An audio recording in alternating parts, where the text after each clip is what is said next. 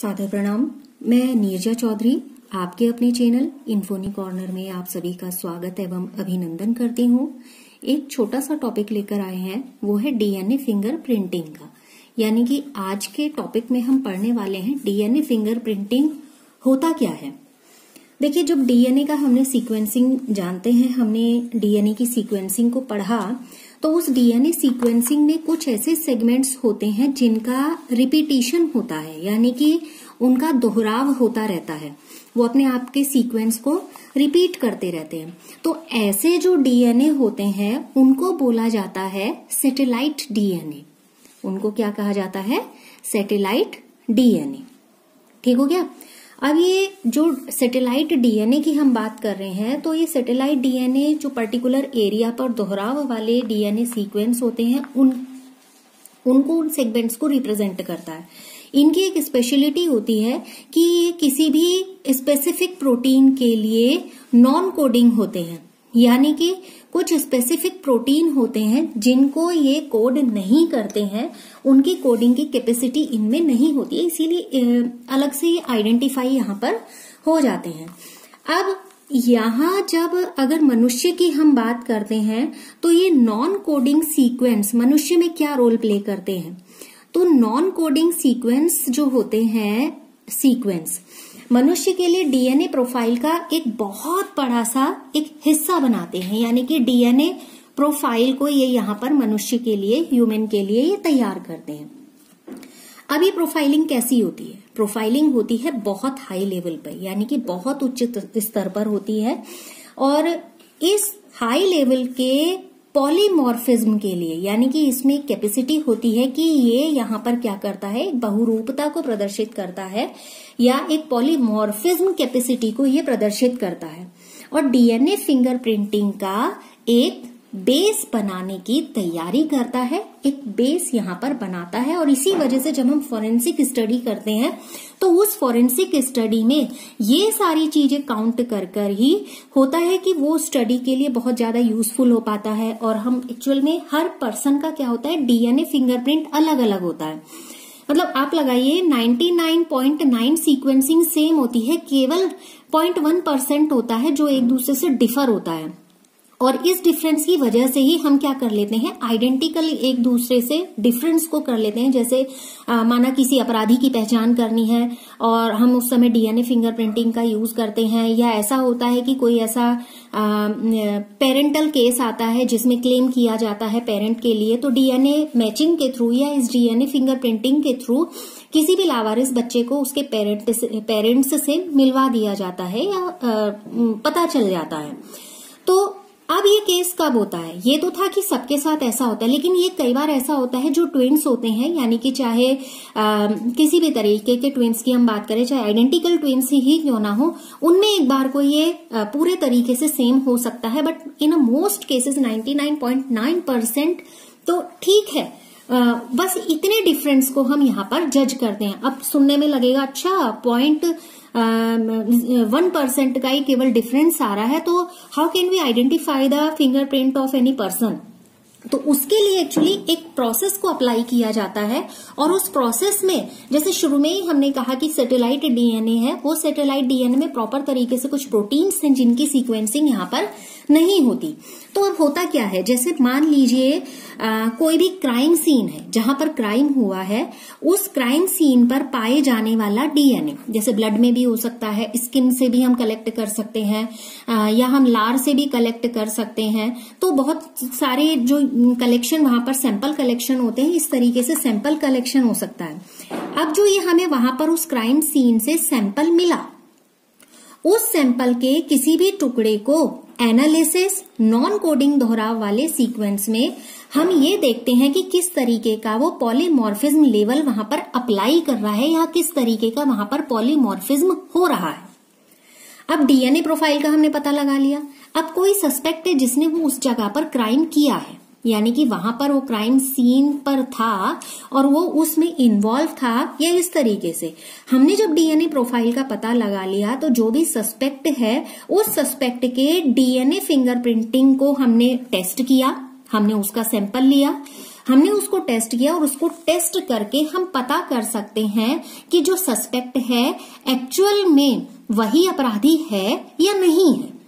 तो इस तरीके से डीएनए सैंपलिंग हम कर सकते हैं या सैंपल हम वहां से कलेक्ट कर सकते हैं। अब क्राइम सीन के अलावा जैसे हमने कहा कि बहुत सारे केसेस होते हैं, जब कई बार पेरेंट्स को लेकर कुछ केसेस होते हैं जिसमें क्लेम किया जाता है, अलग अलग तरीके के आजकल इश्यूज आने लगे हैं जिसमें क्लेम किया जाता है कि फलाना व्यक्ति मेरा पेरेंट है या मैं उसकी संतान हूं।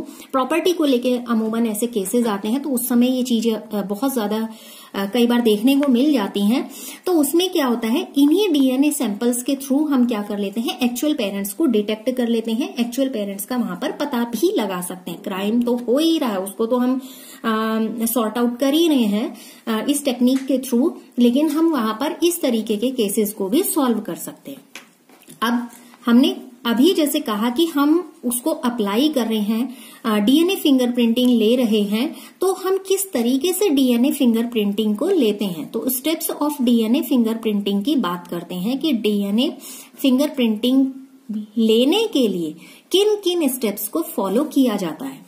सबसे पहले एक इम्पॉर्टेंट चीज हम बार बार पढ़ रहे हैं कि डीएनए फिंगरप्रिंटिंग है। हम जब भी कंपटीशन के बेस पर स्टडी करते हैं तो हमें ये भी क्वेश्चंस पूछे जाते हैं कि सबसे पहले इसके बारे में किसने बताया, या इससे जो भी टेक्निक हम पढ़ रहे हैं उस टेक्निक को सबसे पहले किसने डेवलप किया। तो एलेक जेफरीज थे जिन्होंने इसको डेवलप किया, यानी कि जिन्होंने इस टेक्निक का विकास किया और जिसमें सैटेलाइट डीएनए का उपयोग किया, जिसे VNTR के रूप में भी जाना गया। अब ये VNTR की फुल फॉर्म क्या है? VNTR की फुल फॉर्म है variable number of tandem repeat, यानी कि किस तरीके के वहां पे रिपीट्स हैं।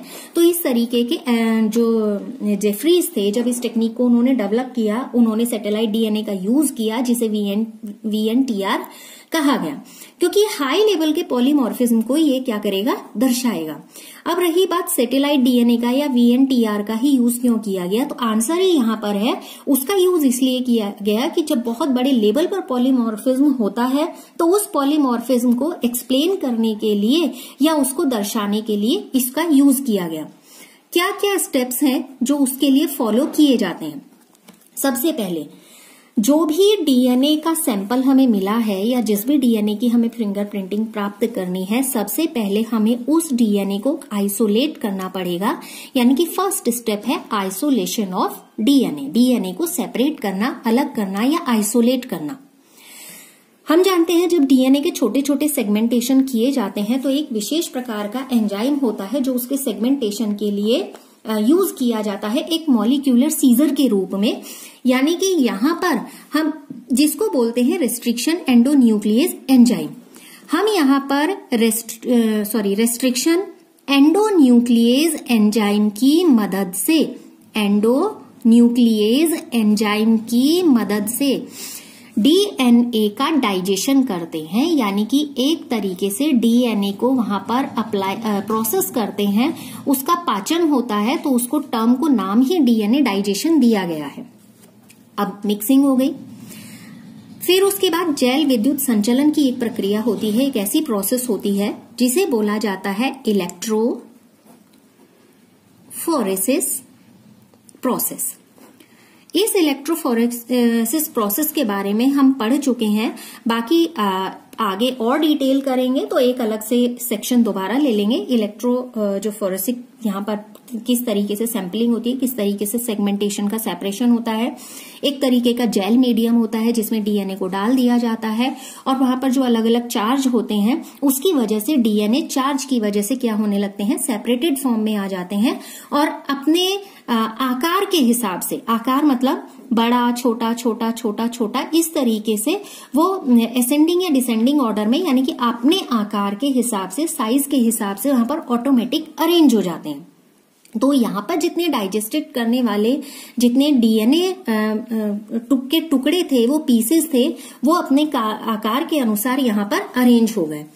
अब इनको क्या कहा जाता है, एक पतली सी एक मेम्ब्रेन होती है, उस मेम्ब्रेन को अलग करके टुकड़ों को ब्लॉटिंग किया जाता है। नायलॉन जैसे एक सिंथेटिक मेम्ब्रेन को अलग कर लेंगे और उसके बाद उसकी ब्लॉटिंग करेंगे। तो मैं यहाँ पर खाली ब्लॉटिंग लिख दे रही हूं कि वहां पर क्या किया जाएगा, ब्लॉटिंग। अब जैसे हमने कहा शुरू में, हायर लेवल ऑफ पॉलीमॉर्फिज्म होता है जिसके लिए VNTR टेस्ट को यूज किया गया। अब यहीं पर वो VNTR टेस्ट के माध्यम से या उस जांच के माध्यम से या उसका उपयोग करके यहां पर संकरण होता है किसका, जो भी टुकड़े या जो भी अंश हमें यहां पर प्राप्त हुए उनका, ठीक है, उनका किया जाता है हाइब्रिडाइजेशन, यानी कि उनको संकरण वाले टुकड़ों का क्या हो जाता है, एक तरीके का संकरण यहां पर हो जाता है। संकरण मीन टू से intermixing, like intermixing type of process. ना लास्ट इसमें क्या होगा, लास्ट इसमें ये होगा ऑटो रेडियोग्राफी। किसका, ऑटो रेडियोग्राफी।